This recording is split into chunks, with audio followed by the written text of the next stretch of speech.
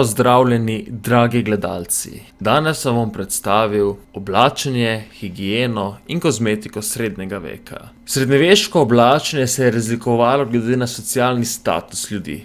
Plemiči so nosili oblačila iz dragocenih materialov, kot so svila, volna in platno. Medtem ko so revnejši prebivalci uporabljali preprostejše materiale, predvsem volno in platno. Kmetje so nosili dolge nogavice, srajce podobne tunikam, ženske pa dolge halje, tunike in naprsne rute za pokrivanje las. Pozimi so nosili plašče iz ovčje kože, volnene klobuke in rokavice, da so se zaščitili pred mrazom in dežjem. Ženske so imele svoje lase pokrite z ruto ali pokrivalom. Pogosto pa so spustile ven tudi spuščene lase, ki so jih včasih spletli na vrhu glave. Oblačila so bila pogosto umazana in nezlikana, medtem ko so spodnje perilo redno prali. Žensko obuvalo so bili kratki mehki čevlji ali škorenjčki iz usnja, medtem ko so moški nosili podobno obuvalo kakor ženske, le da so imeli pisane pasove na čevljih, ki so bili povezani okoli gležnja kot sandali. Glede na higieno v srednjem veku je napačno prepričanje, da se ljudje niso kopali. Uporabljali so lesene kadi za vodo, vodo so pa segrevali z ognjem. Vroče kopeli so bile priljubljene, večina mest pa je imela javna kopališča, vendar so se pojavili problemi za uporabo drv za ogrevanje vode, saj je nekontroliran ogenj lahko poškodoval zgradbe. Poleg tega so drva postala draga, saj so bili gozdovi močno izčrpani, zato so nekatera kopališča morali zapreti, saj si ni vsakdo mogel privoščiti ogrevanja z vodo. Nekateri so poskušali kuriti premog, vendar je bil dim zelo nezdrav. V srednjem 14. stoletju so si le najbogatejši lahko privoščili drva za ogrevanje vode pozimi.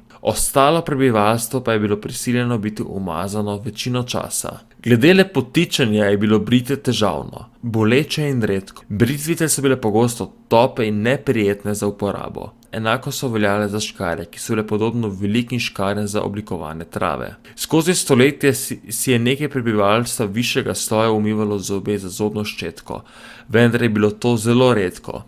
Pomembno je bilo imeti urejene nohte in čista ušesa. Ljudje so uporabljali glonike, ogledala pa so imela tako praktičen kot dekorativen namen. Svetlo kožo so dosegli z mazivom iz drobcev posebne vrste lesa, namočenih v vodi z vrtnicami, medtem ko so za beljenje zob uporabljali ječmenovo moko, kuhinjsko sol in med. V srednjem veku so se ljudje torej kljub omejenim možnostim trudili za higieno in lepotičenje, vendar so bile metode in materiali, ki so jih uporabljali, precej drugačne od tistih, ki jih poznamo danes.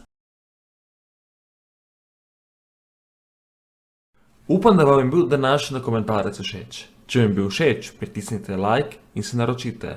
Hvala in lep dan.